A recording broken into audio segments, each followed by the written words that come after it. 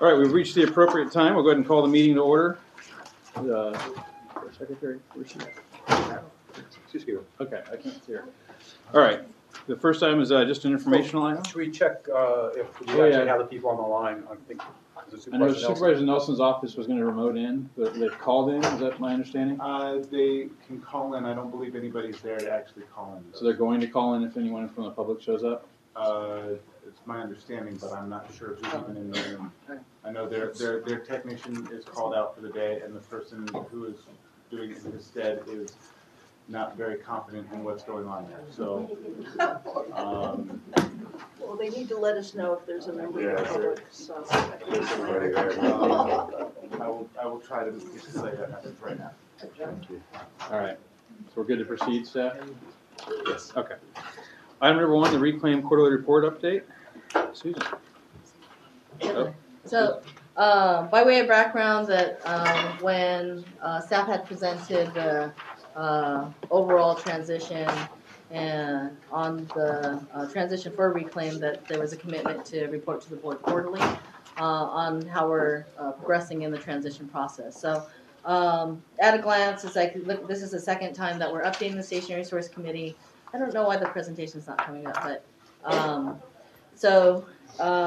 that we are conducting monthly working group meetings with the Reclaim Working Group. That's kind of the overarching group that is, we report back on the status of the rulemaking, and then anything that is amendments to the actual Reclaim regulation in Reg 20, then we discuss that with the Reclaim Working Group also. We've initiated 7 working group meetings with the command and control rules, looking at that, and I'll get into that. We've amended in January, the board adopted amendments to Rule 2001 and 2002 in regards to the transition process and preventing additional facilities to come into Reclaim, and for us to ask facilities to come into Reclaim since we're sunsetting the program. And we've issued 37 letters to Reclaim facilities to initiate the transition process.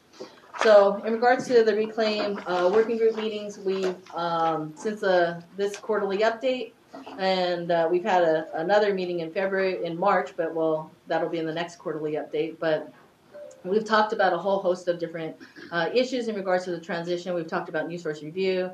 We talked about how we would transition facilities and the kind of guiding principles that we would use in that transition process. And then we also talked about what the BARC review would be and the process that we would follow as we look at these individual command and control rules for the BARC transition.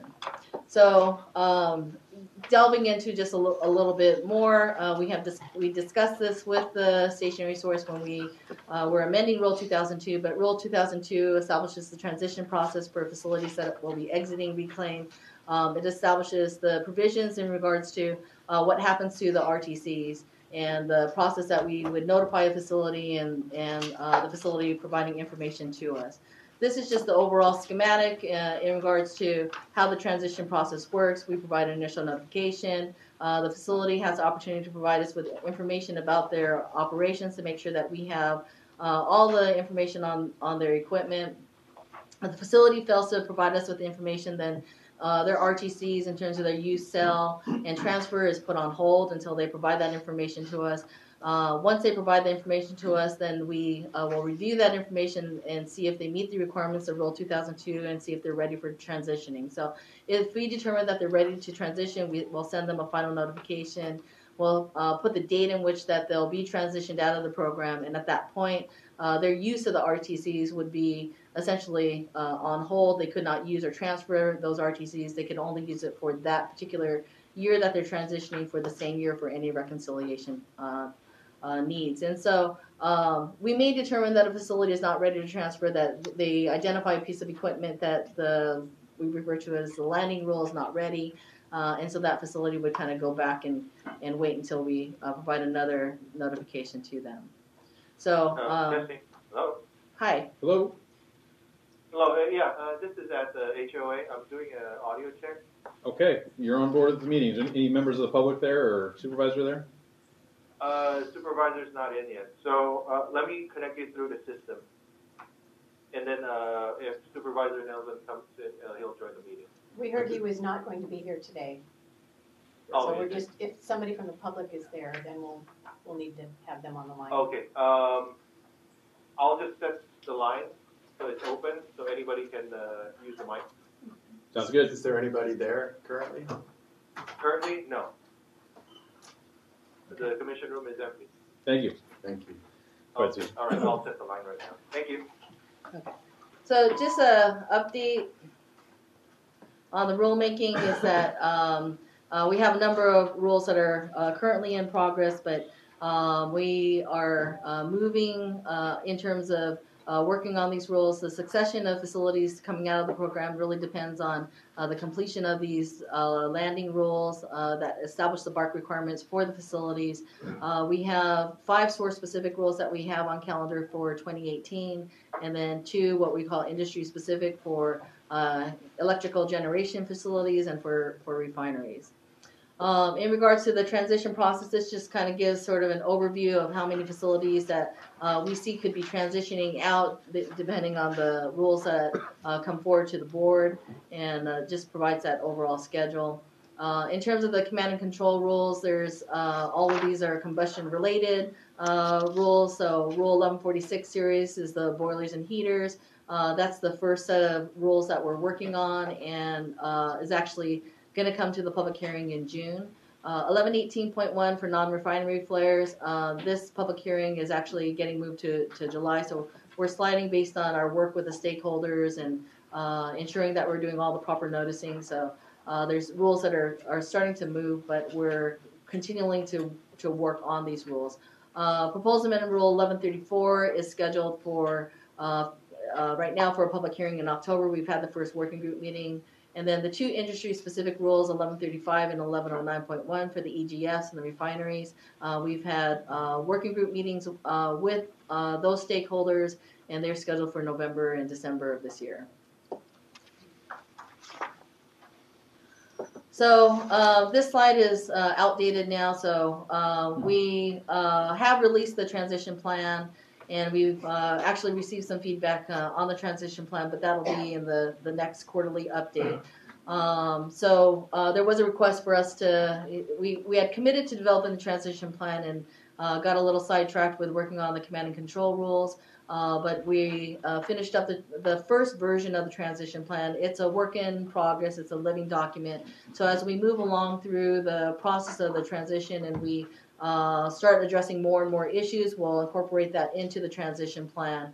And we talked to the stakeholders, and we explained to them that we don't want letters and letters on the transition plan. Let's just discuss what you want to see in the next transition plan, and as we do that next version, then we'll incorporate those comments into it. So I think it's helped to provide an understanding of what staff's understanding is, so the stakeholders understand where we're coming from on and kind of consolidating everything together in regards to how the reclaim program would be transitioned.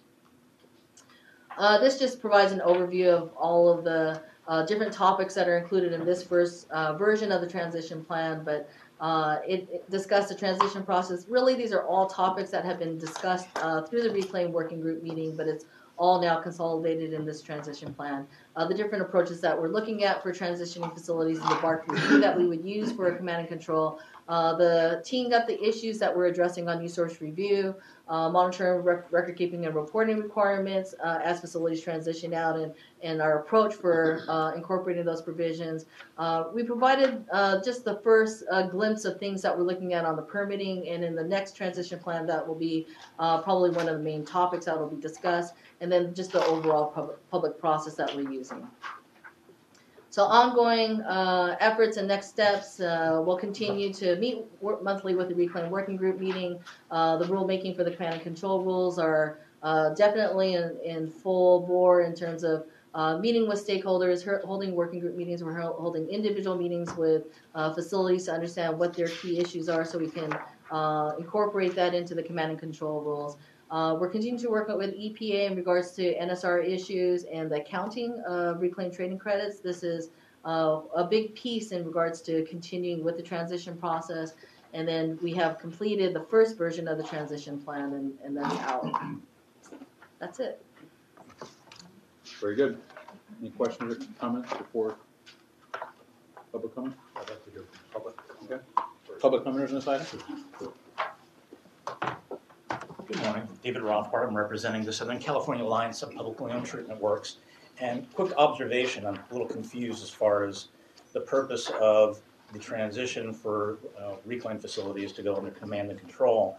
My members are very concerned about proposed Rule 1118.1. My understanding from presentation and attending meetings that there aren't any reclaim facilities that are currently covered by that.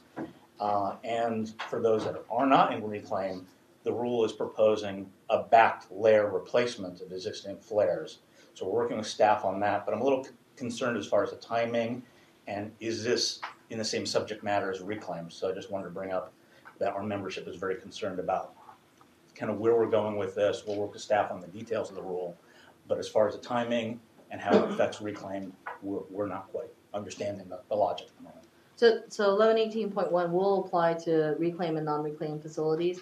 The reason why on the slide it shows 0 facilities is that as we transition the facilities out, we want to make sure that we have a command and control rule that covers all of their equipment. So it just happens that when we have a group of facilities that have 1146 series equipment, and then the next layer of the rule that we anticipate would be adopted would be 1118.1. But there's not a facility that has only 1118.1 as the next layer. So then the next group is 1110.2, which will have 1118.1 and some other things. So it just so happens the folks that have 1118.1 equipment have other equipment that's further down the list, so they can't be transitioned out right after the adoption of 1118.1. And thank you for that response. And the other element is just as far as is a back layer replacement really appropriate when we're supposed to be looking at BART. Yeah, so it kind of gets into sort of the inner workings and what we're working on 1118.1, but it's not unusual for us to have a source-specific rule that'll have a requirement for new sources. And so 1146.2 has an element for existing units, and then as a replacing units, this is the limit that you have to meet. So even though that limit is equivalent to backed, doesn't mean that you can't incorporate that into a BART or a source-specific rule. There's nothing, we have a number of rules that do that, 1111, 1121, 1147, so that's not an unusual approach in regards to looking at sort of the replacement. So We'll have more dialogue, but just letting everyone know this is a concern to my members. Thank you. Thank you. I guess I'll sit down with you all. Sure, please.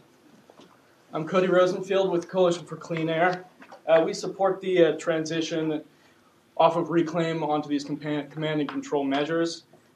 It's the best way to protect public health and also the best way to bring these facilities into the 21st century. We've heard a lot of concerns about the RTCs, and I think some of those concerns are valid. It seems as though some of those concerns may be a delay tactic. So I would support staff revealing as much data as possible on the RTCs and on the market and where they believe there will be deficiencies so that we can actually see where there will be problems and where we're seeing delaying tactics. Thank you very much. Thank you. Anyone else? Don't want? Come on down. Mr. Chairman, I have a question, if I could, Sure. of our staff. Could you give us an update on RTC trading at this time? I mean, are we looking at that? Is it declined, or what's happening? You want to respond right away?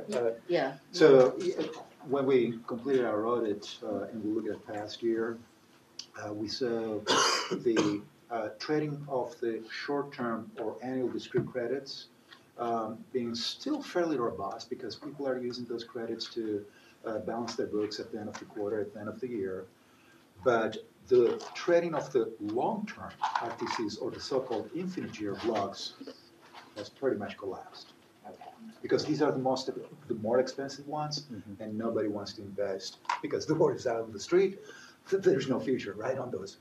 Makes sense. And the short-term trading credits are for what? For 1 year. For 1 They year. expire at the end of the year. Credits, okay. All right, thank you. Go ahead. Yes, I've talked about reclaim and solar before. We put in information about the line focus concentrators near the district, like 350 megawatts, and they're operating for 20, 30, 35 years. And that these can be used to meet the emission reduction needs. And this needs to be put into the plan now, tried to get maps of where facilities are, et cetera. Still need to follow up on that. And as part of an overall conversion plan, ASAP, for the district. Mr. Chairman? Mm-hmm. Harvey, I want to mention that I saw a news report that on March 5th, that 50% of the power that came into California was renewables. Mm-hmm.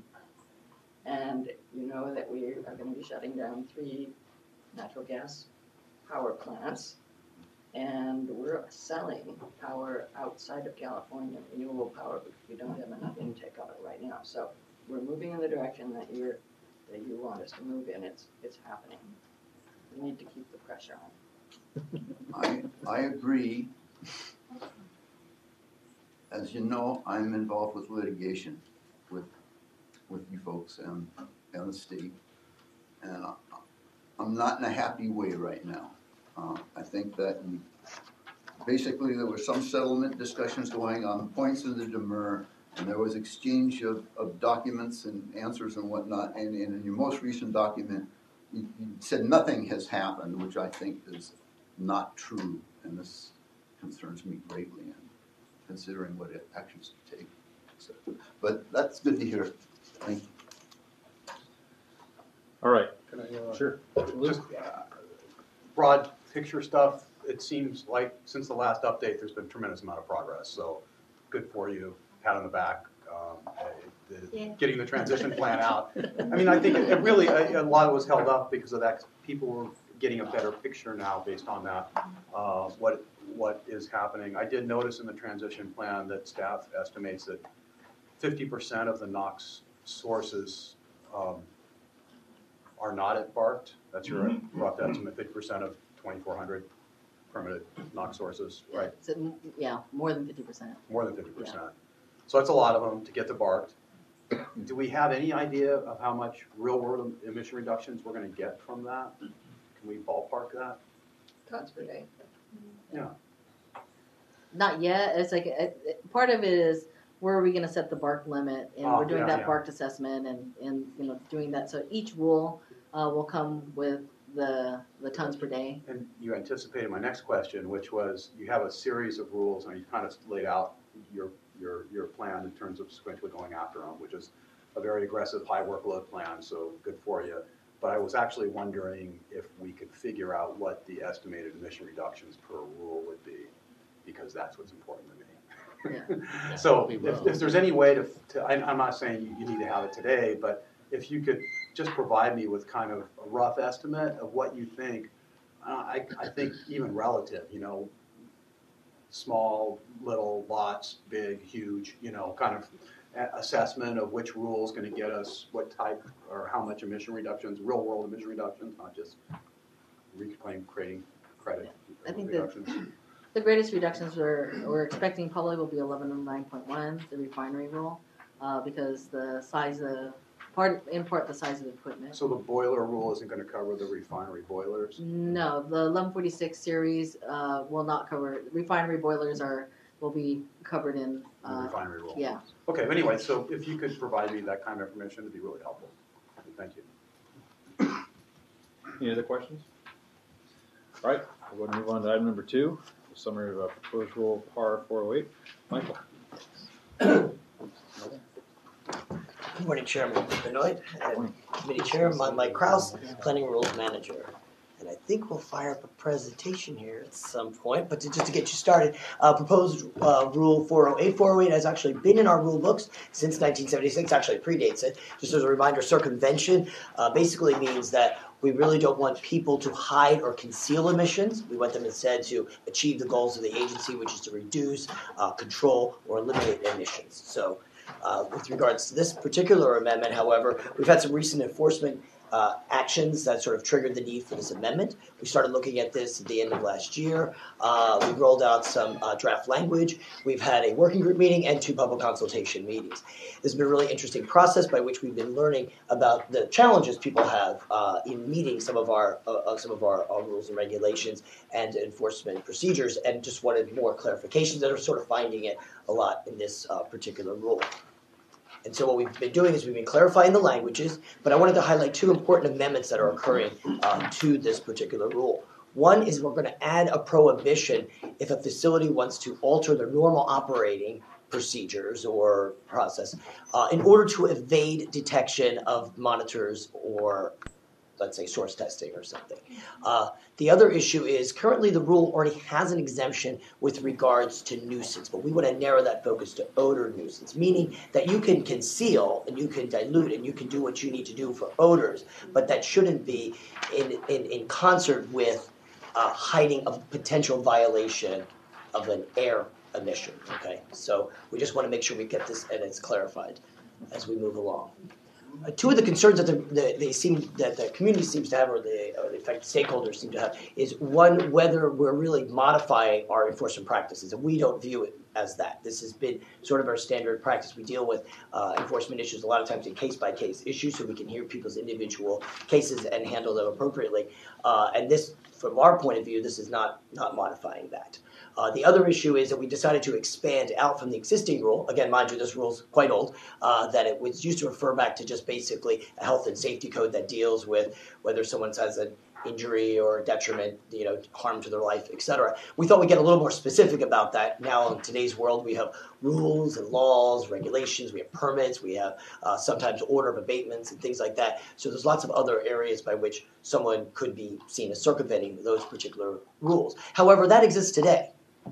If you violate that, if you violate a law, that's not appropriate. So this is, to us, merely is a clarification and to define.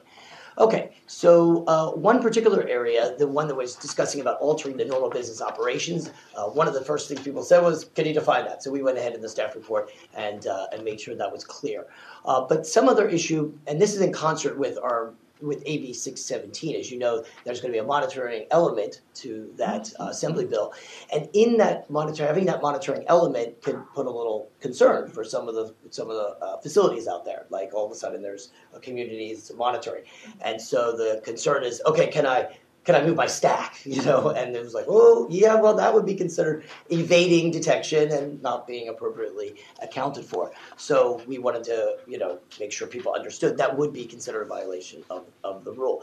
One of the other issues though comes out at, well, if I'm altering my normal business operations, how do you prove that? What's the proofing up of that? And as always, our enforcement takes, again, case by case. They'll look at things like operational logs, fuel usages, certain records, whether it's purchasing or production records, work orders, etc., in order to come up with a reasoning of why they believe that you're altering those specifically for a violation. However, we do recognize that there are facilities out there that do alter their operations just as normal practice. Let's say a print shop was one example someone used. They get different jobs, so it's going to alter their operations, and we recognize that, and that would not be considered a violation. So finally, we've been, again, having ongoing stakeholder meetings. For the last round of the comments are going to close out on March 23rd. We'll be setting in April to bring it back to the full board in May. Very good. Any comments before public comment? You had a workshop on Wednesday afternoon. Public consultation meeting on Wednesday. How'd it go?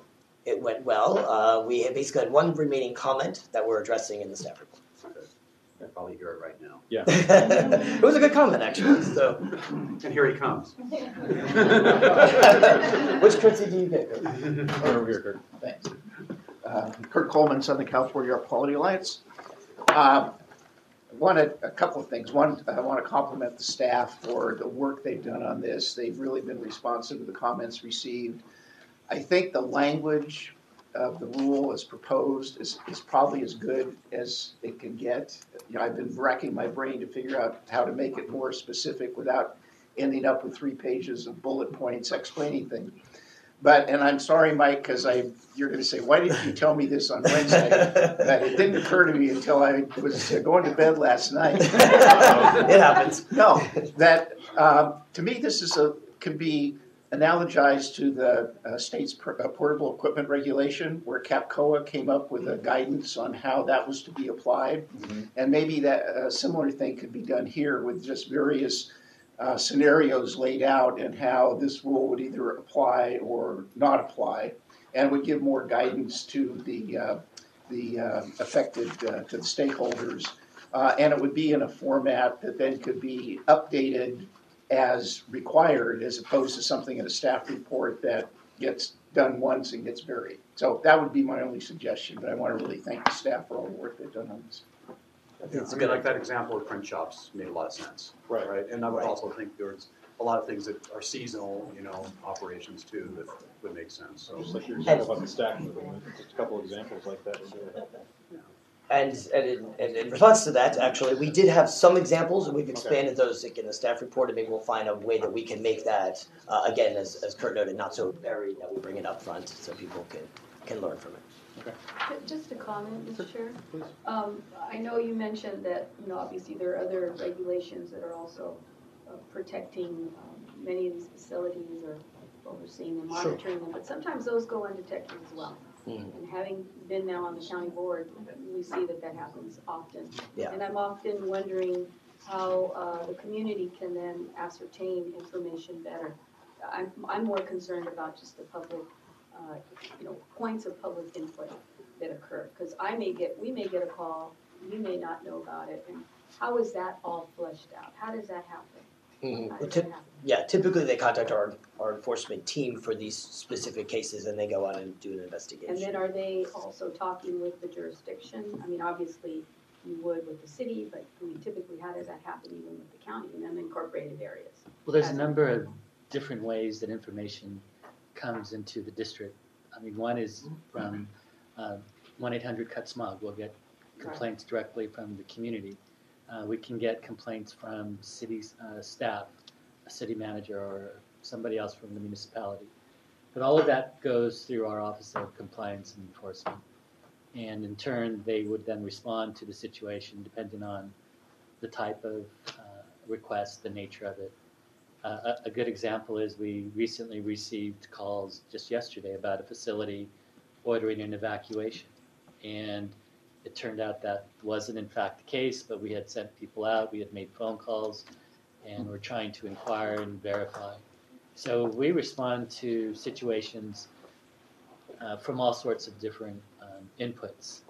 With regards to how do we sort of follow that up, one of the things that we've instituted as a result of our work in Paramount is we now issue a list of NOVs to cities that have recipients of NOVs.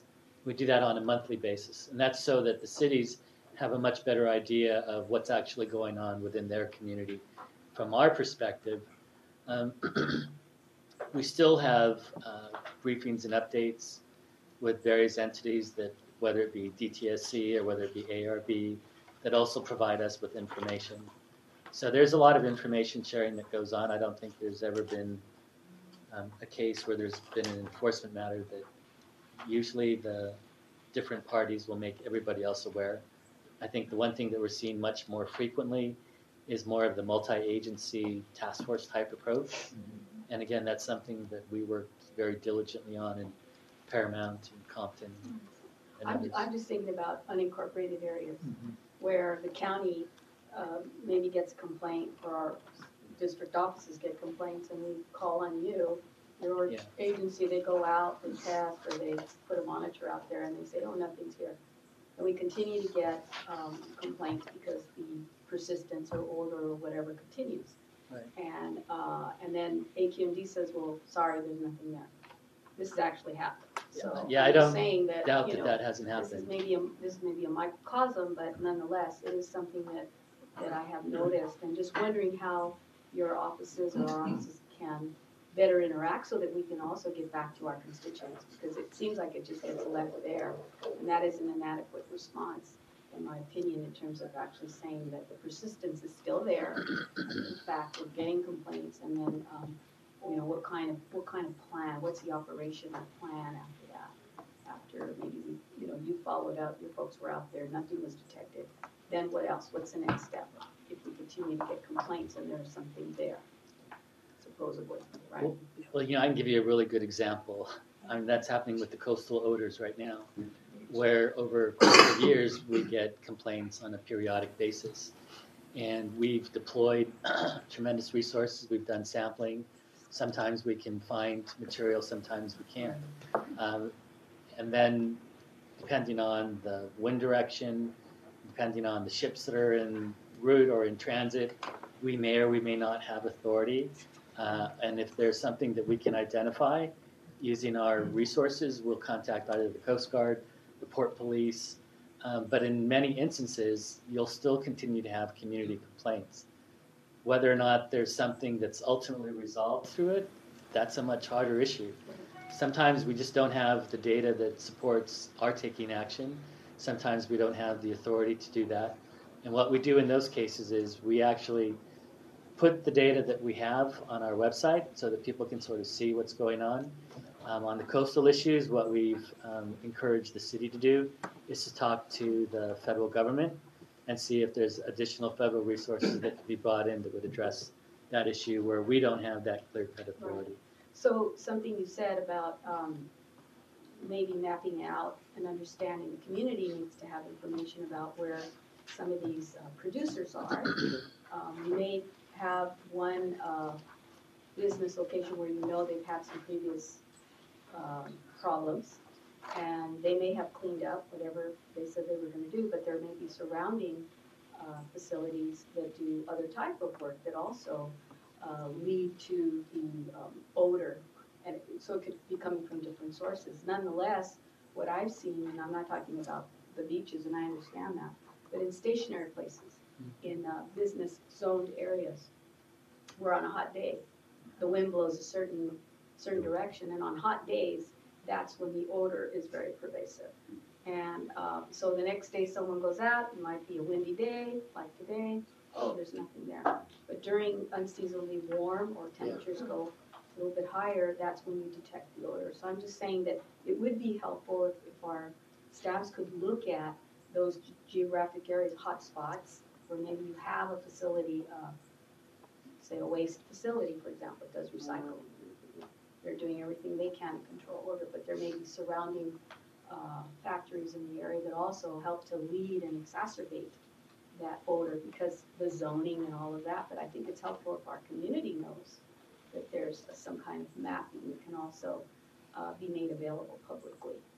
So Yeah. when people do call, oh well, guess what? It isn't that one facility that continues to get complaints, but there are other facilities around there that we also need to take a look at. Yeah, our inspectors look, obviously, when there's a facility that people have identified, we can look at that. If there's an inability to pinpoint an odor, we do look out, we look further.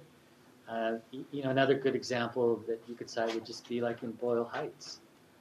We had a number of complaints of odors, and particularly, like you said, on hot days. Right. And so, you know, we do, it's a fine line, Supervisor. And the reason I say it's a fine line is because sometimes we're trying to build an enforcement case. And if we're trying to build an enforcement case, there's some things that we're not going to disclose. Right. So that's why I say it's a fine line. We try to make sure that the public has the ability to know that we're engaged and that we're finding things. But if we think that there's an opportunity to pursue enforcement, then we may not necessarily disclose that we're looking at a particular facility because we're now going to do surveillance, we're going to put monitoring, and kind of what you heard from Mike is oftentimes what we have found is that when they see us putting the monitors up and there's a great awareness that all of a sudden the operational tempo of that facility may slow down, it may reduce emissions, and we've just invested a tremendous amount of resources and have got nothing really to show for it. So that's why I say it's a fine line between disclosing where we are on enforcement issues and still making sure that the public understands that we're engaged and we're moving forward. I will say this, that in the Huntington Beach example, there was a lot of complaints from the city council about what we were doing. And it wasn't until we had a meeting with the city council under an enforcement confidential framework did they realize a lot of the work that's been going on. And in fact, they were quite appreciative once they learned all that. But we're certainly aware, and we'll do everything we can to address your concerns. Yeah, and I'm just frankly just saying this because I think it's so important and critical for the public there to understand, because this is a community in Boyle Heights, in particular City Terrace, that typically feels that their voices are not heard, and when they do complain, there's no action. And if there is, it's minimal, or it's not actually concentrated in the area, broader area where there are other issues. And I think that behooves us to really try to communicate as much as we can to the community so that there is trust as well, and they can feel confident also in reporting, because they can also be a great support for many of the things that we're doing. Okay. Always room for improvement. Always. Always room. Thank you. Great, thank you. Bill? You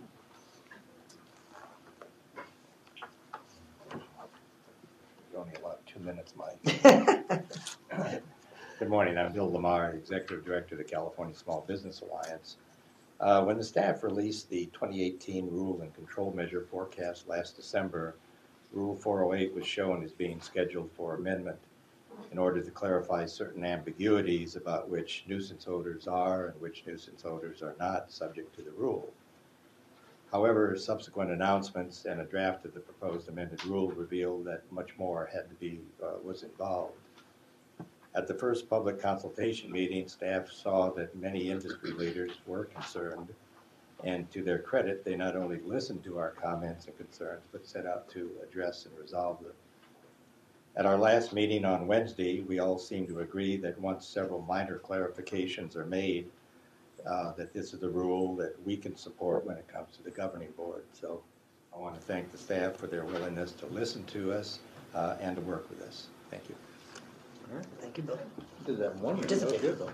Great news. Anyone else?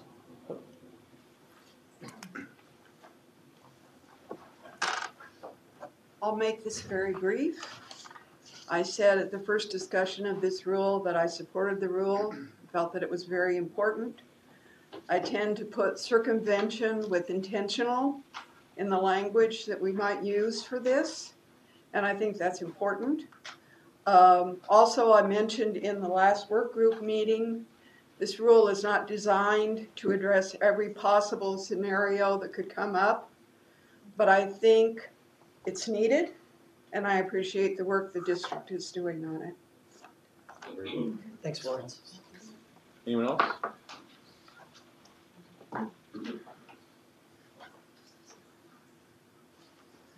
Hello, my name is Yvonne Watson, and I'm with the Sierra Club. I am actually the chair of the Environmental Justice Committee. I wasn't going to speak on this item until I heard the mention about Boyle Heights. Last summer, I was at a public meeting in Boyle Heights, and the smell at that time was horrendous. And it was so bad that several of us stepped outside the meeting and called 1-800-CUT-SMOG to report the odor. I used my name and my association with the Sierra Club when I made that phone call. I received 2 subsequent phone calls from the AQMD as follow-up to give me information on what was happening. But when I went back to the following public meeting, I found out that the other people who called didn't get any kind of contact. So I would like to just put it out there that AQMD, please, you really do need to improve your contact with regular members of the public, because they were pretty upset that nobody had done any sort of follow-up with them.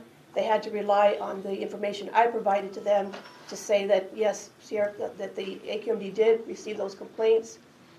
And, you know, like I'm just saying, the community, they feel frustrated. And they get really upset about these things, and they feel like nobody is listening to them. So just when you do receive a complaint, please do some follow-up to everybody that, yeah, you know, show respect for everybody that calls. Thank you. If I could just add, we try to follow up with every complaint. The fact that Ms. Watson is reporting that that didn't happen is something that we'll look into. But I our know that intent we is to set- follow up within 2 hours. Yeah, we try to do We it. set window. goals and criteria, right? I know we set one for responding to complaint or addressing the complaints, but did we set one also for getting back to the complainant? I can't remember if we did. I thought it was 80% within 2 hours. To get back to the complainant? Yeah. I think it was to Respond to the complaints, but Yeah. not actually I don't to think it follow up. was. Yeah. Yeah, I think one of the concerns was that with some of the large scale events. Right. It'd be impossible. Right, you have 100 complaints. By the time you got back to number 85, it could be 3 in the morning. So it just delays our ability. But we try to do that. We should get back, if it's not that same day, the next day. But as an example, for Boyle Heights, or you could contact the city, the Councilmatic District, or my office, and we could then say, hey, through our community, we could post something, and you could also post something on your site. I mean, with Nextdoor, you can get it out into communities almost instantaneously now. Shouldn't be an extent. You know, when I did a complaint on the website, it was nice in that I could go back and check that complaint on the website, and that's where staff responded to me there. And so maybe we should integrate that somehow back into our phone call system, that we're getting that information, either an email address or something else, and that's being fed into the complaint system that's online, that then gives them that opportunity to get an email or an update to their complaint. That adds a couple of steps to the phone call, but then that alleviates having to actually pick up the phone and call them back. You're just updating the website's update, sending an email out to that person. So that might be a way to do that, or maybe that's already happening. I don't know. Yeah, no, I was just thinking, as I mentioned, we had a budget meeting before we came in. You And mixed that this is something that we'll have to talk about. Okay. But Supervisor, your idea is appreciated, and we'll see what we can do to reach out and get those kind of notifications. You know, and unfortunately in Boyle Heights and other parts of the county, in my county at least, not everyone has access to internet in their Yes. home. So that is a big issue. So you've got to think And about, Spanish. you need to think about EJ communities and how we communicate with them. Sure. Yeah, but I will say that with regards to a lot of the odors, the rendering rule that was recently passed is going to address a lot of that. Let's hope so. Yeah. Couple more speakers. Hi, good morning. I'm John Hines with Latham & Watkins on behalf of RFG. We just also wanted to thank staff for putting together such a good public process on this rule. We understand that it was a little bit more complicated than originally anticipated, and I think, through the process, we ended up getting to a good place. And like I said, thanks staff for doing this. Thank you. Thanks, John. Anyone else? One twice? Okay. Any other comments from our board members? We addressed it all. Thank you All very right. much. Thank you. All right. Our next item is the update on Rule 1469, Hexavalent Chromium. Susan again.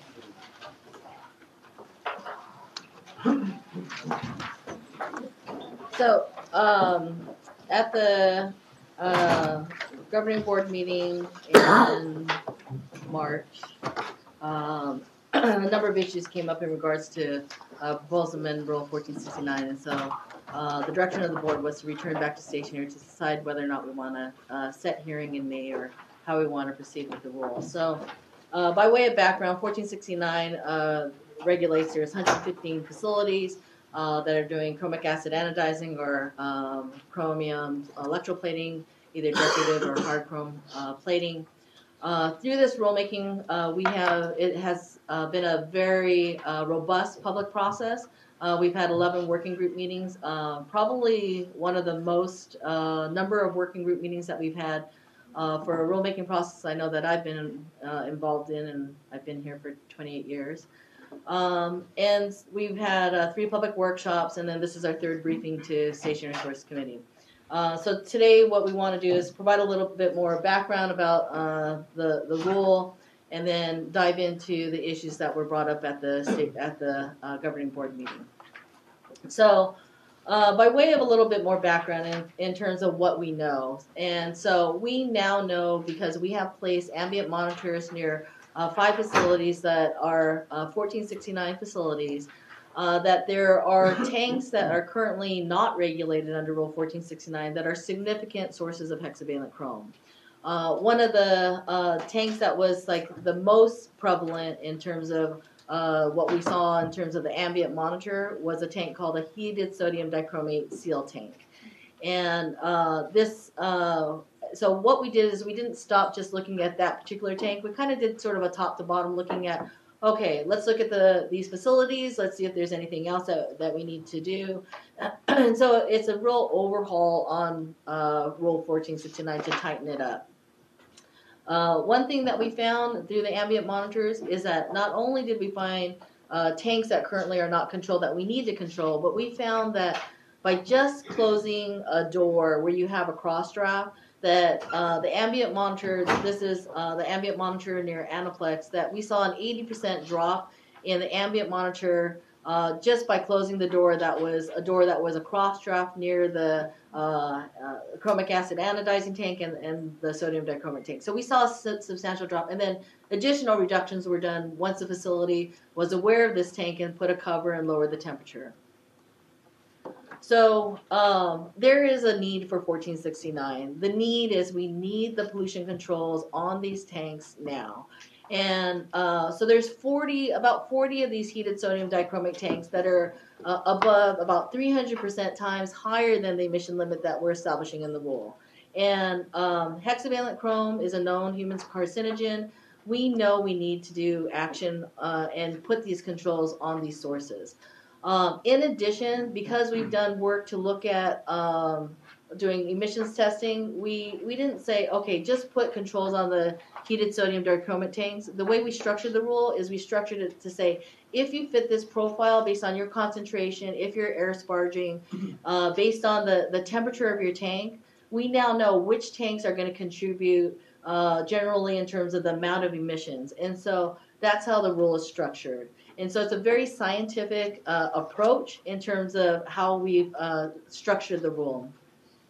We know that we need to have building enclosure requirements, and they're needed to ensure that we're protecting the communities, and it's really a secondary control. Yes, you're going to have the pollution controls, but there's still a percentage of emissions because of the fugitive nature. You're never going to get 100% capture efficiency from a collection device. And so you need to have that building enclosure to ensure that you capture those fugitive emissions that are occurring through the process. The other is that we know we need to do more vigilance for these facilities. The rule currently has a source testing provision that is just a one-time source test. We want to have these facilities periodically source test, recognizing that this particular industry tends to be smaller businesses. We structured the rule after that. We structured the rule recognizing that requiring really frequent source testing of annual source testing would be very difficult. So the source testing provision is once every 3 years, and then if the facility doesn't have any problems with their parameter monitoring, measuring their slot velocities of the collection of the pollution controls, their smoke tests, then they can go to once every 4 years. We've also modified the provision for the source testing to say, once you do your full source test, we'll allow you to do what's called a screening source test. Instead of 3 runs, you can do 1 run. So we've tried to be very cognizant in terms of the cost and the impact to this particular industry, but still ensuring that we're going to get the reductions and we're going to be vigilant on how we implement this rule. So the approach that we've used for 1469 is the same approach that we've used for our lead rules, for the forging rule, in terms of how we approach metal particulates. So you have a source, you have point source controls. And so for tier 3 tanks, which are the tanks that are similar to like a heated sodium dichromate tank, they're going to need to put on air pollution controls. Tier 2 tanks, which we feel are an intermediate tank, they can do in-tank controls. They do not need to put on, we're not requiring them to put on air pollution controls. So in addition, you have your building enclosure. Building enclosure, we're not saying seal up the building. The building does not need to be vented to air pollution controls, but you need to ensure that there's certain requirements. You can't have, we don't want a facility to have cross draft. We want openings near the sensitive receptor to be closed. And there's a certain amount of openings that we would allow for the facility. And then there is a conditional requirement that for those facilities that fail their source test twice in 48 months, or they fail their parameter monitoring, meaning that they fail to shut down a tank after they find out they had a problem with measuring their slot velocity or doing a smoke test, that they need to, they would then be subject to the conditional provision to vent their whole building to pollution controls. And the logic there is that we're thinking that a facility that's not managing their point source control well will have more fugitives in their building, and so that secondary containment becomes even more important. So delving into the issues that were raised at the governing board meeting, the first issue in regards to ambient monitoring. So environmental and community representatives had commented that they want to see provisions in 1469 for ambient monitoring, and that it would ensure that the facilities are complying with Rule 1469. And so staff's approach is that ambient monitoring, we generally see two main purposes for ambient monitoring. The first is there something out there that we're not aware of? And the other is as a compliance tool. So in terms of the first box, in terms of identifying something that we weren't aware of, we've done that. We had monitors at 5 facilities. We identified these heated sodium dichromate tanks. We identified issues with enclosures, and that's what Proposal Amendment Rule 1469 is doing. In regards to the compliance issue, we're willing to do monitoring. And but it doesn't need to be in this rule. We have time to work out the issues on monitoring. The compliance with the rule is not going to begin for about 2 years in regards to the controls, housekeeping, and best management practices, enclosure requirements start almost immediately after the rule is adopted. But these other controls, it really wouldn't make sense to start monitoring until after we have after the facilities are in compliance. So staff is recommending that we want the facilities to focus on putting on the pollution controls. That's the most important for public health, for the communities, and we are committed for monitoring, but we want to do it in a separate rule. We want the monitoring to be in proposed amendment rule or proposed rule 1480. It'll be a broader rule that'll be not just hexavalent chrome, and it'll include other sources in addition to chrome plating. It'll be forging facilities. It'll be heat treating. It'll be lead already has its rule for monitoring, but it'll essentially be a much broader rule. It's not an easy rule on 1480. There are so many issues that we need to work out, and if we were to incorporate it into 1469 right now, it would be probably at least till September, maybe a little bit longer. So, what is the on-ramp for ambient monitoring? What happens when you have multiple sources around? How do we tease out what's the contribution from a facility to other sources? The cost associated with that. It's expensive. So the second issue is on the permanent toll enclosures. And so after further discussions with one of the stakeholders, it became a little more apparent in regards to the main issue in terms of the permanent toll enclosures was the amount of openings that's allowed for a facility that triggers a requirement for a permanent toll enclosure, meaning that that particular enclosure needs to be vented to air pollution controls, that the rule would allow them to have 5% of their building envelope in terms of openings in that building envelope. And so staff is recommending that we reduce that to 3%. We say that any building that doesn't have it isn't vented to pollution controls needs to maintain 3%. So we would just hold that 3% if they trigger that requirement, no more additional openings. This goes beyond EPA's Method 204 when they would require or they have standards for what's called a permanent total enclosure, a PTE. EPA's method is 5%, and the reason is that they have measurements that any of the openings have to meet a certain inward face velocity of 200 feet per minute. So 3%, 5%, regardless of how many openings, it all has to meet that inward face velocity. But staff is willing to modify this provision to maintain a 3%. Openings are needed. You have to have some ability to have intake air, or you're just going to implode the building. So key issue number 3 in terms of phasing out hexavalent chrome. There's been a lot of discussions in regards to the Environmental Union, and the Environmental Union has a ban on hexavalent chrome. I keep saying that. The European Union has a ban on hexavalent chrome. So The Environmental Union may too.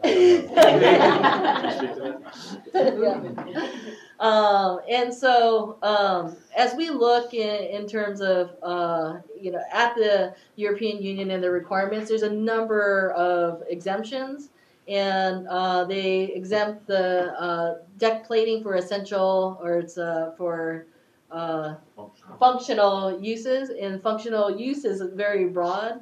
And so when we look at decorative plating, it is a very broad category. It's like plumbing, fixtures, sporting equipment, in automotive equipment. And so in terms of what that function is like, the two main functions that we know is like, the hardness and the corrosivity. And many of these categories are going to fit with this, and then the other is sort of the desired finish that somebody will want. If somebody applies for this exemption, they're granted the exemption. As I understand it, there's many exemptions from the European Union that have been granted, and we're still trying to get more information on the exact specifics. So staff's recommending that we include resolution language to conduct a pilot study, that we would look at technologies and alternatives to non-hexavalent chrome applications and where that can work. We do have 4 facilities in our basin that are using trivalent for fixtures, very, very limited. But we want to kind of delve into that and see what more can be done. Also, it's CARB has a state air toxics control measure for hexavalent chromium, and I think that as they go through and they're planning on opening up that ATCM, that we would support a statewide phase out where it's appropriate. So in regards to chemical fume suppressants, comments that we received is that the rule should require and accelerate the phase out of the non-PFAS certified chemical fume suppressants. There's concerns in regards to the toxicity of these chemical fume suppressants, and that the concern is that not only, or the primary concern is the multimedia water impacts associated with the chemical fume suppressants. And we've received comments that there's funding available for air pollution controls and the conversion of hexavalent chrome. That's what we've heard from these stakeholders. So this is a slide that I had at the last briefing for the Station Resource Committee that I just wanted to reiterate. Chemical fume suppressants is compared to installation of air pollution controls is a relatively low-cost option for these smaller facilities. And through testing of these in terms of emissions testing, it can get about a 99% reduction in hexavalent chrome. So in terms of the benefit of the chemical fume suppressants in the reduction of hexavalent chrome, it's very effective for these sources. Now, larger sources that are have higher throughput, they're not allowed to use chemical fume suppressants as their sole source of compliance. They need to put on air pollution controls, but there are facilities that we do allow, primarily decorative chrome, and they're generally the smaller facilities that can use this. And so staff wants to move cautiously in a scientific-based approach as we look at the chemical fume suppressants. I understand the information that we got from OEHA and the concerns on the toxicity and the bioaccumulative, but we don't know how much of the fume suppressant actually becomes airborne in the process. And so what we want to do is we want to test the tanks to see how much of the fume suppressant actually is coming off the tanks before we move forward and decertify any fume suppressants. And so, and in part, this is what we decide on the fume suppressants. If we decide to decertify them, the impact to the smaller businesses could be very substantial in terms of the installation of pollution controls, the O&M. So we want to really understand what we're going to do before we act. So our proposal, as we have built into the rule, is a process and a timeline for us to complete our testing. This slide says that we would complete testing by July 2020. Staff is thinking that we would move the whole entire schedule up 6 months. So instead of July, we would commit to finishing by January 2020, and then by January 2022 and January 2023, then we would, if we can't recertify those fume suppressants, then facilities would need to either install pollution controls, or we would incentivize them to completely move out of Hexchrome and phase out. We give them an extra year. And in the event that we find that we can't certify, we would work very quickly to see what type of funding we can provide for these smaller facilities to try to help them in regards to the capital costs, or to transition out of hexavalent chrome. So the last issue that we wanted to highlight is in regards to comments for 1469 facilities that are near schools, and that we want to add 2 provisions or kind of increase the vigilance of 2 provisions. One is that the rule currently has a provision that if you have a wall that's facing a sensitive receptor, that if you're 100 feet of that sensitive receptor, that particular door opening needs to be closed. We want to extend that distance to any sensitive receptor within 1,000 feet. We're actually kind of rethinking this provision. We may have a problem because the 1,000 feet may affect all 4 sides, so we may kind of rethink on how that provision will work, so someone can still have an opening, but probably be moving more towards the heavier protection towards the schools, and maybe a shorter distance if you're for the other sensitive receptors. In regards to the trigger for installation of permanent toll enclosures, that's the enclosures that are vented to pollution controls.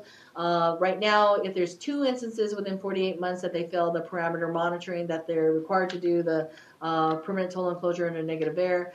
So we're saying that if you have a school within 1,000 feet, instead of 2, we'd reduce it to 1 instance, and that's another tightening of the rule. So staff's recommendation is that to move forward with 1469, let's get the controls on these sources. Let's tighten up the provisions on the building enclosures for public health protection, and that we would recommend that we move forward to set the hearing in April, but we're seeking input from the Stationary Source Committee. Board member comments before we take public comment? Okay. Public comment on this item? There's quite a few. Come on down.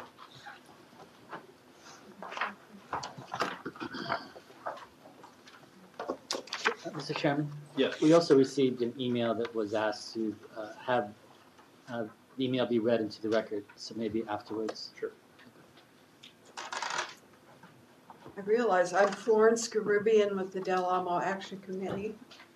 Want to mention that the SQMD MATES 4 study identified hexchrome as the 7th largest cancer risk in the LA Basin. It mentioned also that hexchrome levels around facilities can be much higher than what was monitored in the ambient air. I believe that when a dangerous chemical can be eliminated from commercial use and alternative chemicals or processes can be substituted, that the dangerous chemicals should be banned from use. Also, that small businesses buffered from requirements to meet environmental conditions. I know for a fact that there have been small businesses in the LA Basin that have seriously contaminated the groundwater and the soil, and a lot of money is being paid to clean that up. A company called AAD, Dry Cleaning and Distribution, etc. So being a small business should not give you a break from meeting environmental regulations. I also have read the rule and find it to be employing a lot of useful things that should be done for sure in terms of lowering the emission levels from these facilities. It is an extensive and complicated rule. The question I would have is, can the Air District enforce this rule? Do they have the staff and the ability to enforce the rule? I also believe You hear about these facilities located within 100 feet from a school. That is a wrong thing. And I believe that that fine should be increased when a facility is out of compliance and located near sensitive receptors. This is particularly true when multiple violation notices are issued. Anaplex company in Paramount was shut down several times when they failed to meet the condition they were required to meet. And then I asked the question, as I asked actually at the hearing board in regard to this subject, is there a threshold when a company simply cannot continue to operate? Also, I will add that when I read the housekeeping laws, the housekeeping stories in the staff report regarding these facilities, I can tell you based on my knowledge and experience that they are committing Class 1 hazardous waste violations. And if they have a carpet saturated with hex chrome and they throw it in the trash, that is a very serious, actually criminal violation of hazardous waste laws and regulations. Thank you very much for your time. Mr. Chairman, if I could just read this one statement. And if next speaker go to come on down, who's doing that? This is from Mr. Felipe Aguirre. He wishes to have read into the record the following. I wish to ensure that AQMD place monitors at all schools that are 1,500 feet from the source of hexavalent chromium, such as the Heliotrope Elementary School here in Maywood, which is located across the street from Cook's Induction Heating. Signed, Mr. Felipe Aguirre, Maywood, California. This is one comment. Felipe had mentioned this, and we had looked at Cook's. Cook's is not a Rule 1469 facility. It's a facility that would be subject to a future rule that we're working on called 1435 for heat treatment, just to clarify. Okay. Go ahead and please try and keep it 2 minutes. Sure. It's Rabina Sewell from California Safe Schools. I want to thank Susan and Eugene and the staff for their very thoughtful work and communication and understanding of our concerns that we raise regarding not only residents but students. So we did some research, and there are at least 50 schools that are with 1,500 feet of these facilities, and half of those are under 1,000 feet, with one even being 200 feet. They're in Burbank, in Compton, El Segundo, Morovia, Los Angeles, Boyle Heights, Maywood, Paramount. This translates to thousands of students and teachers and administrators. And so that, with no monitoring and with the limitations that AQMD has on staff and inspections, it's not very comforting to be ensured that this rule is going to be able to be enforced. And to give you an example of why we have such concerns, several years ago we worked with a preschool and with residents in a San Fernando Valley chrome plating facility that was had open windows and doors, and it was in a pathway that kids crossed to and from going to schools. And honestly, with my polite but persistent testimony at AQMD and a number of other regulatory agencies, I'm sad to say that it took 14 years to finally get that somewhat under control and still being reviewed, but that was done by DTSC. I just think that vulnerable students in our communities deserve a whole lot better. And I know that your intentions are to do that. My hope is that there will be a rule and time will be given in a manner that's going to be more protective for the community and the vulnerable students. Thank you so very much. Thank you for your comments.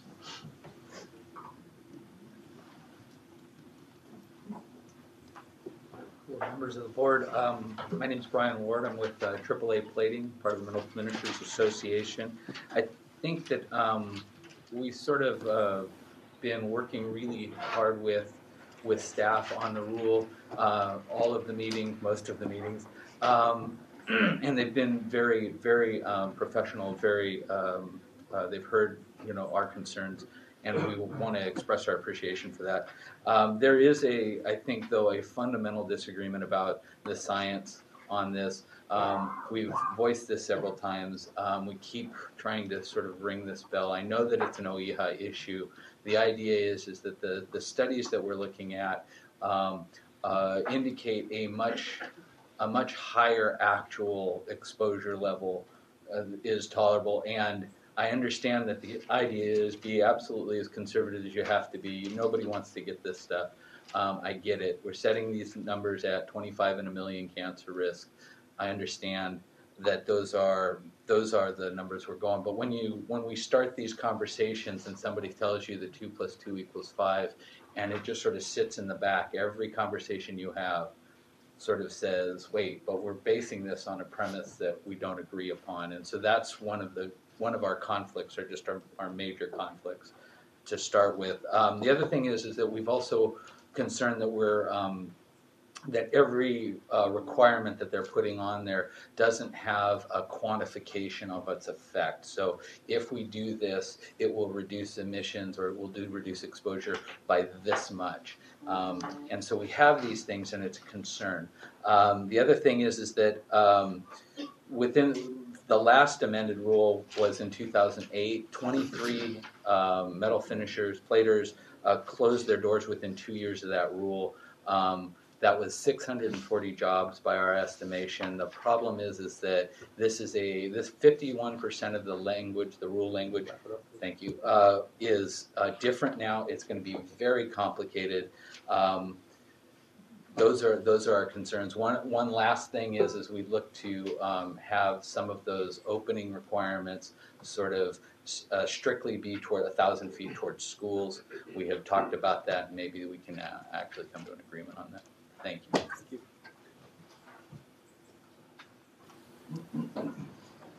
Good morning. Brian Leiker, Executive Director of the Metal Finishing Associations of California. I'm also part of a family metal finishing business that my grandfather founded in 1950. I started working there when I was 15. Each of you has the enormous responsibility of leading an important and powerful agency.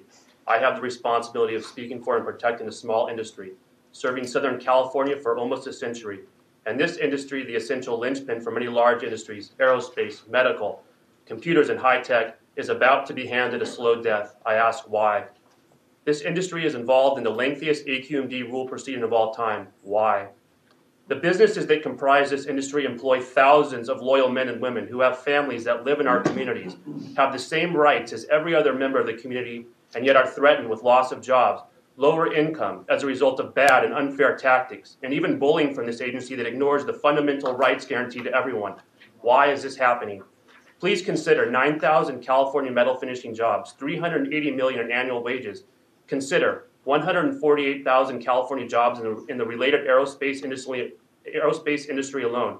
And most of these jobs are done by the less privileged working class, providing one of the few solid pathways to the middle class. These are not dead-end service industry jobs. Are you aware and alarmed that the monitoring equipment in several instances is not designed for the purpose it's been used for? Does it matter that in some circumstances, the manufacturers of the equipment will not honor a warranty for the way or length of time it's being used? Each of you received an internal memo on these issues many months back when your staff used it as justification for additional budget funds. Is this all the result of an established health risk? Is it the result of some clear and convincing risk that has just been identified after decades of running honest businesses serving the community? No, it is not. Please look at the 9 months of monitoring being performed around the large facilities in Compton, well under a nanogram, prior to any rule amendment. And, not disputed, our vital industry produces 1/3 of 1% of overall Chrome-6 emissions. I'll leave that at 1/3 of 1%. Thank you. Thank you.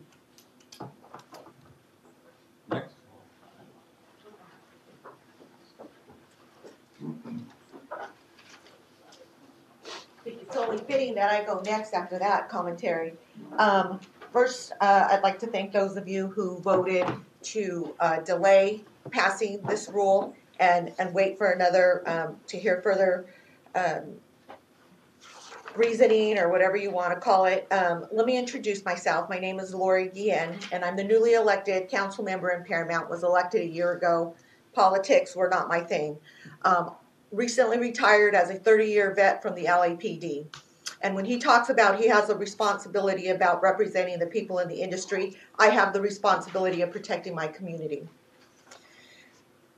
Science, technology, fume suppressants, not my realm of expertise. But let me tell you what is in the realm of what I do know. And I know that it's not just about the cancer. It's about all the things that lead up to cancer, the nosebleeds, the headaches, and all the other issues. 3 weeks ago, a woman bled from her nose, full of blood for 2 weeks. Not for 2 weeks. 2 weeks ago, she bled from her nose for 2 days. Went to the doctor, couldn't stop it. Another person who had to have their nose cauterized. It's not just cancer. It's not just the long term. As a council member, I see it and I hear it. So when I'm told something is better than nothing, I don't know whether to laugh out loud or get really ticked off. Referring to putting forward Rule 1469 before it can be looked at more in depth is completely unsat. Okay, and Judith, I'm looking at you because that comment was not only insensitive and callous, but it was unnecessary. My analogy of something like that by saying something is better than nothing, if it was personal, if you had a family member who, and I relay this to police work because that's what I do know, but if somebody in your family had been harmed or killed and they put together some shitty case and they gave that person 30 days and then I said, hey, something's better than nothing, I think you'd rethink that statement. If it was personal, there would be an urgency for a solution, not just a Band-Aid to the situation. And I want to say I live in a city where there is a company who is under an abatement order for the 1 nanogram, the stipulation of 1 nanogram of hexavalent chromium, and it has been shut down 5 times since, or in curtailment, 5 times since that stipulation has went into effect. And then as far as Supervisor Solis, thank you for acknowledging the fact that AQMD needs to be more receptive and a little more accommodating to the community. And it is an issue when the community is calling and calling and calling, and I can smell it, they can smell it. Somebody from the AQMD comes out and says, I don't smell it. 5 people smell it, and the person from the AQMD doesn't smell it, so it doesn't go forward as the complaint is an issue. And so, being facetious, I said, well, when was the last time you had your nose calibrated? Because I know as a law enforcement officer, if I point a radar gun, the first thing they're going to critique me on is when was my gun calibrated. I got 5 people who say they smell an odor, and an AQMD person shows up and says, I don't smell it. How do we know their nose is working effectively? When was the last time their nose was calibrated? There's some serious issues. And, as a council person, I have to speak up for my community. And there's some things that definitely need to be dealt with. And all the particulars I leave to the experts. But all I can tell you is the issue is real. So to simply say something is better than nothing, those are fighting words. Thank you. Thank you for your comments.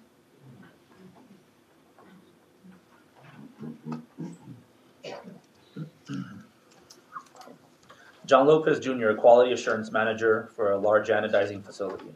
I want to start by saying that I grew up in this industry. I grew up in the community like so many of my colleagues, and my wife and I are now raising our 2 children in the city of Compton. Please carefully consider my words, questions that point out the problems that have existed in the rulemaking process. I note that I am working under the reasonable assumption that rulemaking and enforcement have been commingled throughout most of the past 12 months. What about the reliability of the surveys performed upstream of a facility? Are they complete, and do they identify all the unpermitted operations that have no emission controls? Are the sampling techniques impervious to attack? Are the inspectors adequately trained in gathering samples, calibrating the machines, keeping samples refrigerated, and using the correct filter media? How about the tactics being used, such as when AQMD inspectors call every state and local agency, asking them as a favor to join them in repeated inspections, each one exercising its own regulations on a small business? Some of the participating agencies have themselves raised issues about these tactics. For example, an email obtained from DTSC reads, receiving late notice that field staff will be meeting in Compton to enter plating shops does not demonstrate effective planning nor communication by the AQMD and can often lead to unsafe conditions in the field. AQMD was requesting all agencies to show up in Compton to participate in a raid on a metal finisher, which is a tactic used more than once. Is this permitted under law and practice? Did all agencies enter under their own statutory authority or under the AQMD's authority? Does AQMD have the authority to bring in the world? Should they? Is this reasonable? And who can sustain the costs? Finally, on this point, is it appropriate for rulemaking staff to act in concert with enforcement staff to take action? Actions that clearly chill the speech of active members of the industry, members that are engaged in the public rulemaking process. Please consider. Thank you. Next.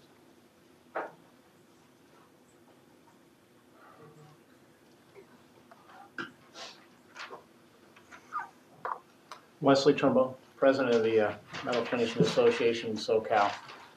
Each question just proposed by Mr. Lopez comes directly from issues found in the public records requests that we've made, showing that this rulemaking began and existed in a crucible of enforcement.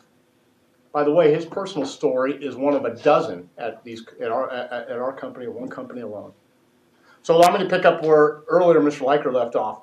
Why the longest rulemaking in agency's history? Why so much complexity? Why so many provisions? What is driving all this? I've told my story to many of you in this room over the last year. It's politics, and it's not the good kind of politics. Frustration with the role of the city of Vernon, confusion with the smells, there is no smell to hexavalent, and the emissions in Paramount. Knee-jerk, uninformed political reactions without any due process. Just consider the statement from an LA County supervisor when she said, the newest lab results are shocking. Chrome 6 at this level is extremely dangerous to anyone who comes in contact with it. We don't need any more testing. How can people say stuff like that? You were advised by that supervisor not to act. If you didn't act, the LA County Department of Health would take action. You were threatened. Our leaders sadly took no time to look into the science, the one outdated study that everything's based on. They didn't look into the history, the multiple sources, the jobs. It's just somebody had to be blamed. And right now, and on we went to try to save an industry. Hexavalent chrome is really dangerous. We got it. We know it. Good companies do good things to protect people and their employees from it and have for many years. What do? We put source controls on it. What should have happened here a long time ago? We should have put source controls on stuff we found were a problem. When we found out that high temperatures made emissions come out of Chrome 6 solutions, we should control these tanks, and that would have done what we need to do. Sure, we're going to do things about air sparging and the like, but this is a low-emitting industry, and it could become virtually non-emitting when we put these source controls into practice. I dream of how everything would have happened, how it all would have gone so differently if we would have just started with the rulemaking. Science is not arbitrary enforcement. You guys need to look at the source controls. You need to look at the economics. Myriads of the provisions in this rule now are not founded on science. They're not founded by their proven effects. They're expensive measures simply referred to as make-sense provisions. Wrap it up. They might make sense in an activist landscape, but this agency works with science and facts to protect health. Here are some untested provisions. Complex closely. Way past 2 minutes. Here's my final questions. Why has a small industry spent so many resources? Why are we prepared to ask the courts for help? Because we firmly believe that many livelihoods, therefore communities, are unnecessarily threatened by this proposed rule. I personally believe the proposed rule will destroy half the shops inside of 10 years. We truly need your help. I need each of you to become involved in this. Rule 1469 is not consistent with fundamental fairness and due process, not as it stands.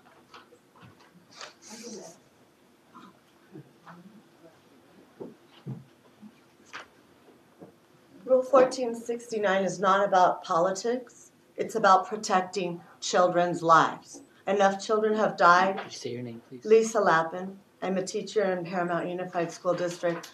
There are 18 children in Paramount with cancer. Paramount has 55,000 people. This is a rule about saving lives. We're not trying to put your small industry out of business. We're asking you to be careful. So if you put pollution, air monitors outside and there is no problem, then there is no problem. But there is a problem.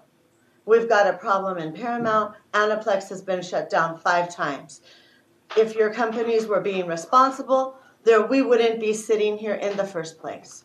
So over 1,000 people have signed the petition asking Mr. Nastri, who is being politicized by your industry, to back down. And he needs to stand up for the people he's supposed to stand up for, not the industry. He is supposed to stand up for workers and children and balance it. So they are asking for continuous monitoring. This is over 1,000 people have signed this. I sent it to you as an email, all of you.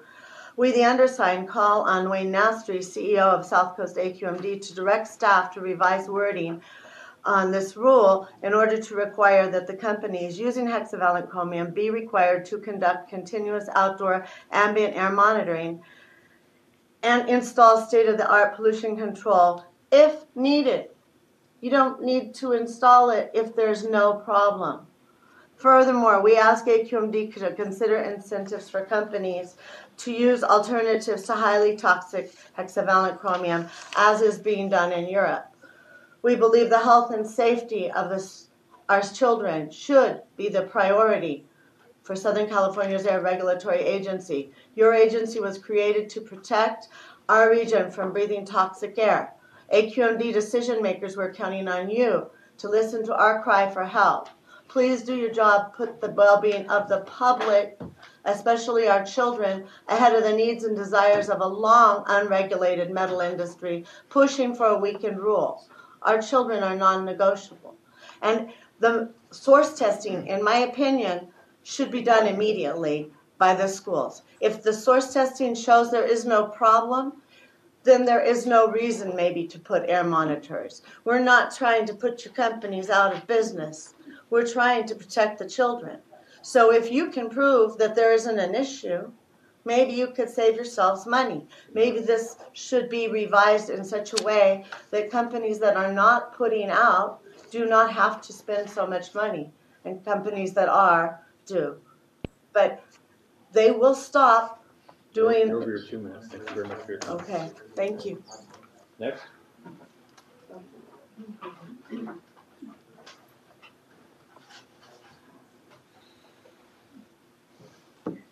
Hello, once again, my name is Yvonne Martinez-Watson. I am the chair of the Environmental Justice Committee for the Sierra Club Angeles chapter. I am also an elected member at large for the Sierra Club Angeles chapter's executive committee. The Sierra Club Angeles chapter comprises all of Los Angeles and Orange County. I asked for the recent numbers. We have recent membership of 46,677 people. That is just for the Angeles chapter. We are one of the largest chapters in the nation. I'm also here because I am a member of an environmental justice community. I live in the city of Montebello. So when I speak to you, I'm speaking to you not just as an activist, I'm speaking to you as a victim.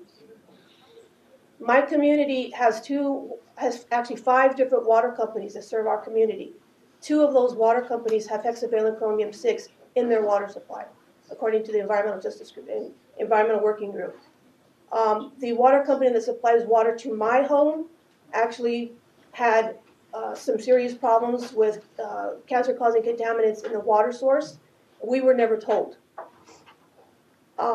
If the industries like water companies, the oil company in Montebello, the Southern California Gas Company in Montebello, all these other companies like small mom and pop stores, if they were voluntarily obeying the law, all of you sitting here would be out of a job.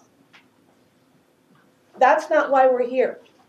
We're here because companies like this have consistently shown over and over again that they will not protect public health until they are forced to do so. I'm sitting here, I'm listening to the concerns of the communities that have been dealing with this problem directly, and it's very clear that these people have been suffering for a very long time, and it's the industry that has done nothing on its own to address these issues. And when we're talking about environmental justice issues, we're not just talking about contaminants from several different areas. We're talking about people who are dealing with contaminants from all different aspects, all at once. These are the kind of issues that do not happen in wealthy communities. These happen in areas that are identified as environmental justice areas, disadvantaged communities under SB 535. We are very concerned. Yes, I understand. We are very concerned about this, especially when I'm listening to the staff report, and it seems like things are being put ahead to the future. If this rule is not ready, it's not ready. And we are asking you to don't put this up for the review in April, because you're not ready to present this. Thank you. Next.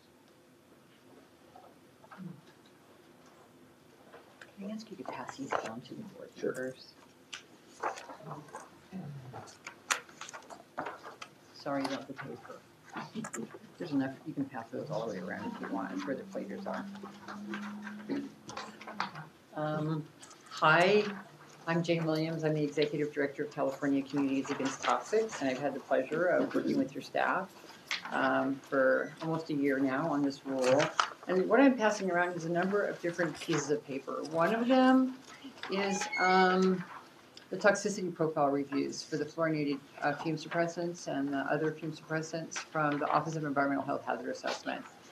And it was when we got these toxicity profiles from OEHA that we realized that the fume suppressants are part of what a new class of chemicals called C6 or Gen X chemicals. One of the things I passed around is where the chrome platers are. Another thing I passed around is groundwater contamination from fluorinated chemicals across the country.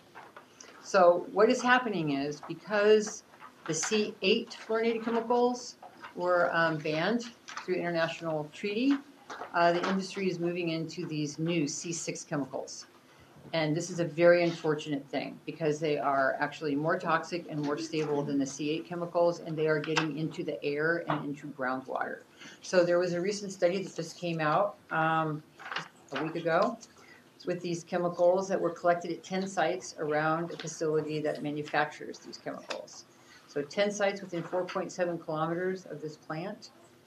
The chemicals are actually getting in the rain, coming down in the air and going straight into the groundwater because they're very, very, very hydrophilic, meaning they like water. There's been a number of studies on these chemicals over the last decade, significant evidence of atmospheric emissions around where these chemicals are being used and where they're being manufactured. So I'm here today with this amazing set of facts in front of me. The second air toxic control measure that was passed by CARB in 1988 was an air toxic control measure trying to control hexavalent chromium from the chrome plating industry. 30 years of regulatory efforts to control hexavalent chromium emissions basically have failed. I mean, it's an utter failure. We can sit here in front of you and talk about 29th Street, we can talk about Suva School, now we can talk about Anaplex, we can talk about a number of facilities, many in Supervisor Solis' district, where there have been toxic tort suits, where so many people have died, kids and teachers at schools, that you've got toxic tort suits. Now we are using the chemicals to try to keep hexavalent chromium in the tank that are actually more toxic than hexavalent chromium. These chemicals are like the PCBs of the future. They're incredibly toxic, incredibly persistent, and very bioaccumulative. And so when I'm saying to my experts, we're using these chemicals to keep the hexachrome in the tank, when we have widely available alternatives like trivalent chromium, UV technologies, other technologies that are being used in Europe, it's like we're putting wheels on a jalopy. And I actually kind of have to agree with the industry a bit that the rule doesn't make any sense. It's like we are not getting the whole spectrum of what we should be doing. And we need to be looking at the alternatives. And I would urge you to wait for the county who has an expert looking at alternatives and wait for more information to come in from what's being used in the European Union so that we could actually create incentives to move this industry into a green industry and not just start using really toxic chemicals to try to keep the stuff in the tanks. Thank you for your comments. Thank you.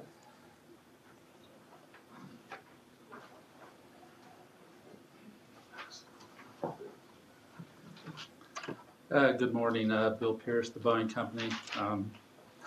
I guess just like to take the opportunity, we've actually had a number of issues with respect to the revised languages in this rule, and I mean staff has been more than willing to work with us on the clarifications that we sought in the rules. So just wanted to make that comment.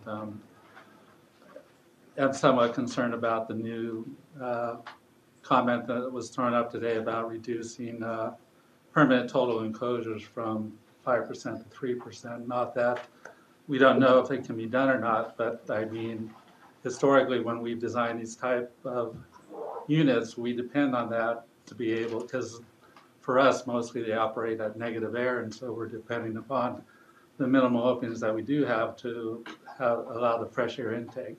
So it's just not so much a question of, it's just a question of just making sure it can be done. And maybe embedding it in the rules, not the quiet approach, versus maybe that it's just something that should be subject to engineering evaluation within that range of values. So just want to get that out. And then I know there's been a lot of comments over the past few months about what's going on with REACH in the European Union.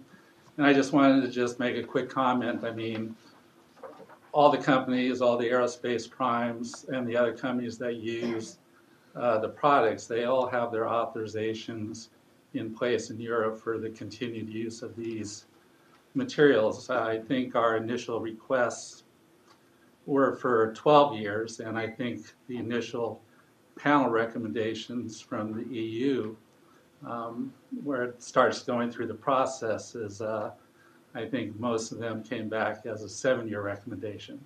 But I mean, the process is going, and I mean, we committed to providing the district additional information on that process. So, thank you. Thank you.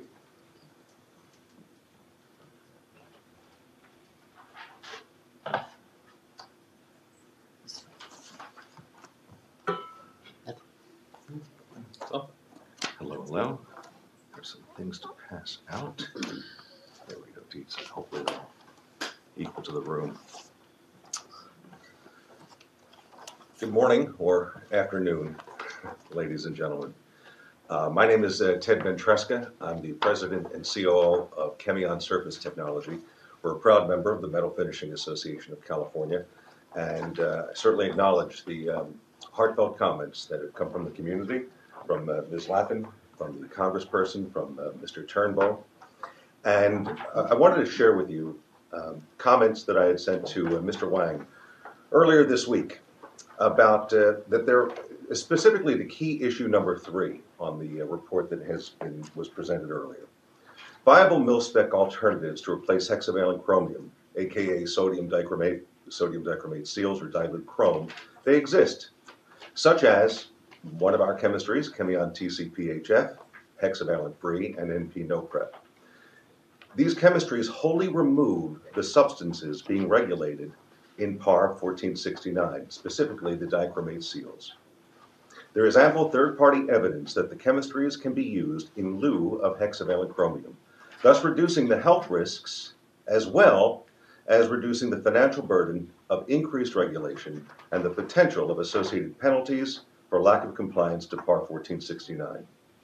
Chemion has just released this attached report that I did not make copies for each of you. I thought I would send it via email to save. I'll give that to you, Mr. Nasper. This provides an in-depth and detailed third-party validation surrounding Chemion TCP-HF hexavalent-free as an anodic seal. The report validates and reconfirms that our products are safe, non-carcinogenic, and cost energy-saving anodic seal solutions while eliminating the carcinogenic CR6, which is hexavalent chrome. It also eliminates those emissions, potential fines, and the true threat of plant shop closures in California. These findings were presented at the Florida Finishing Association in early February, and at that presentation it was positively received and there was great interest. We anticipate that these findings, coupled with the technical expertise provided by Chemion, could provide process shops in the California area an opportunity to obtain what is called a variance from prime contractors or original equipment manufacturers to look at chemistries like Chemion TCP-HF as a direct replacement for specified or currently used sodium dichromate seals, and also provide the prime contractors and specification custodians and quality control stakeholders the data and validation necessary to change their existing specifications to allow Chemion TCPHF on the parts being processed as an anodic seal.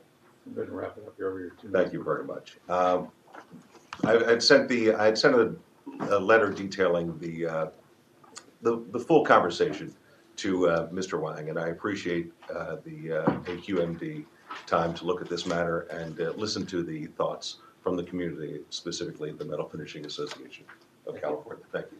So just a quick note is that we are aware of the Chemion process, and we incorporated a provision in 1469 that says anyone that needs to put on pollution controls on a tier 3 tank, that they have an additional year, provided they submit a plan to us in terms of how they can use this or any other hexachrome-free process. So. Thank you very much. This is just for the dichromate seal. It wouldn't replace the anodizing. No, this is as an anodic seal for the dichromate seal, the heated tank, because this actually is a room temperature seal. So there are no. I was Yes, just Brian. going to say, yeah, it actually does eliminate the chromic anodizing. Absolutely. So you can get rid of dichromate seal and chromic anodizing by using, you can use thin film sulfuric with their seal on top of it, and it's effective. Sorry. Thank you, Brian. Yeah, sorry. What's the cost differential with your system versus what's in yours? The cost differential, thank you for asking. The cost differential is on a couple of different levels. Not only is performance equal to or better than the military specified performance for what's called functional chrome, but there's a cost savings because you're not using heaters to heat those tanks. Electricity savings. So there is an energy savings, and there's a cost savings, and certainly there is a great health savings. Thank you for asking. Require RCRA permits? I'm sorry, sir. Hazardous waste permits, hazardous? No. No, and it does not use fume suppressants. Please send us the email to staff, the report, so we can have a copy, and then I would expect the staff's going to want to go with you to Sacramento to talk to the Air Resources Board too. Very good. Thank you very much, sir. Thank you, ladies and gentlemen. You are talking to the Air Resources Board. Yeah, right. As a matter of fact. Well, it's nice to talk to you. Is your company the only company that has this process? No, we are one of a handful of licensees that have licensed technology from the United States Navy for this patented technology that meets these military specifications. Chemion is a woman-owned small business, has been expert in this field with a level of expertise, and we have been a member of the Metal Finishing Association because we have clients in this market.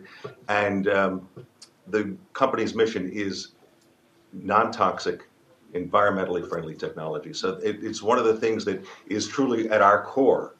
And that's why it is important for us. I traveled through 2.5 feet of snow that came in last night to come here today. My apologies. But thank you very much. You need to talk to the FAA, it sounds like.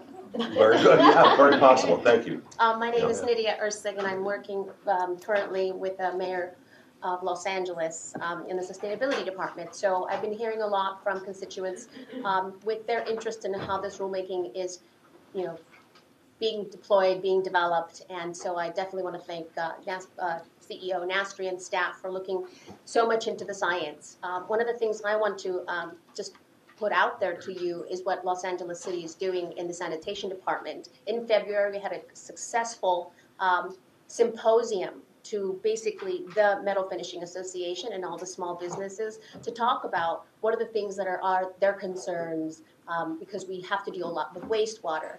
And we also had a wonderful presentation from Valley Chrome, who is one of the metal finishers that has switched to the non-suppressant, non-chrome 6 use, and did give us a very detailed breakdown of the cost, and he did it out of pocket. So one of the things I want to say to you is Los Angeles will continue to be a partner in the relationship that we have with AQMD in order to be able to, especially in our cleanup, greenup communities, which have been identified in the state. Los Angeles specifically identified Boyle Heights, Wilmington, and Pacoima as some of the basically cities that have been used most to test I don't want to put it that way, some of these new technologies that are causing cumulative impacts in our citizens.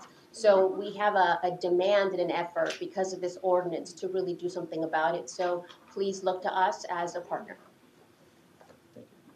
Go ahead. Hi, good morning or afternoon now. My name is Charlene Contreras, and I'm with the Los Angeles County Department of Public Health. And I wanted to just talk about how important this rule is in controlling and reducing the chromium emissions. And I think, as we're all aware, it's a known carcinogen, and it should be closely regulated and monitored. From the public health perspective, we are concerned with some of the gaps that exist in the rule, particularly any kind of exemptions from the building enclosures, and the schedule for use of the fume suppressants as another example, and the lack of fence line monitoring. Those are just three key issues that we're concerned with on the rule. But with that said, we want to encourage exploring alternatives to hexavalent chromium whenever possible, because it's clear it's very difficult to regulate. And so the county, the Department of Public Health is conducting a study. We have someone looking at alternatives. And so we will be able to report that back maybe in the next couple of months. That would be able to inform your rule. Our contractor is looking at alternatives and technologies. So we would be happy to inform you. Very good. Thank you. Any more public comments? Thank you. In light of the fact that we're well beyond our meeting time, I know technology needs to get started. I think if it's okay with my board members, that maybe we conclude public comment now and come back with this at the next Station Resource meeting with maybe further updates if there are any from staff, and then have our board member comments at that point. Well, the intent wasn't to delay the rulemaking by 2 months. It was to delay it by 1, but we are well into tech committee. So I'd agree to that. I think I'd like to talk to staff a bit too about things that I have to propose. Which I don't think are rule language at this point, but resolution language and a path forward to explore some of the alternatives. But yes, let's take it up. So, Mr. Chairman, I would just ask that I thought at the board meeting, the direction was to bring this back to station and then bring it back to the board. And this was an informational hearing only. And as you said, Dr. Liu, the intent was to delay this 30 days. So I guess I'm asking, is the committee making a recommendation not to bring this back? For another 30 days. Yeah. Yes. Not to bring it back right now. There's just too much new information right here. And I think we all need some time to digest that and then to further our comments next month. And respect to tech committee too. Right. We've delayed for 15 minutes. Mr. Chair, just before we transition, I want to thank the folks that came from both sides, but obviously I am very concerned and want to talk to staff about what we've heard today and digest this and just further want to understand the implications of what direction we're going. We obviously want to do something, but that something I think has to address some immediate concerns that I know I have. We'll be more than happy to. And let me say a couple things. One is that we've gotten some new information today about this process, which I hadn't heard about prior to today. But I forgot what he called it. Chemion. I think that's important that we consider that. For one thing, if this process is available and is commercially in use, we could consider accelerating a conversion to that technology rather than just putting controls on equipment. The other thing that is of concern is the fume suppressants. While they do immediately suppress hex by 99%, according to our staff report, we don't know what the no risk assessment has been available for the alternative for the fume suppressants. That's a concern to me. I mean, if you're going to say, what's the risk assessment for hex versus the fume suppressants, you don't want to supplant one with something that's worse. So if we could get that information, if you have any way of, not sure that's available out there yet, so that would be another thing. But I think primarily this new process that we've been informed of is really Yeah. is a revelation for some of us. I think that is very important and would impact the timing of the rule. I do think that it is very important that we can get some controls on this equipment and not delay too long, because the longer we delay, you're just emitting hexavalent chromium into the atmosphere, and obviously we want to prevent that. We also know that the cancer risk from hexavalent chromium, if you want to reiterate that, but it's a risk over a lifetime of 70 years, and so, you know, we do have some time to look at this, but I think we should be considering what other alternatives are out there. Okay, so we'll bring this back next month, back to stationary. Okay. There's also the written reports attached. Any comments or questions on those? Not hearing any public comment on items not on the agenda? Thank you very much, everybody, for coming.